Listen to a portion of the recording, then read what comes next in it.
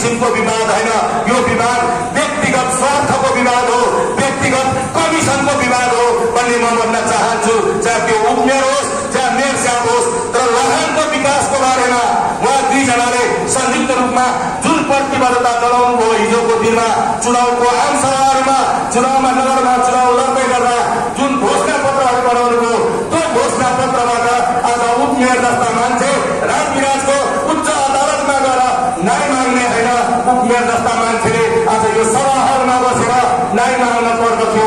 आज यही सभाहरूमा बसेर उहाँले गुहार माग्नु पर्दथ्यो।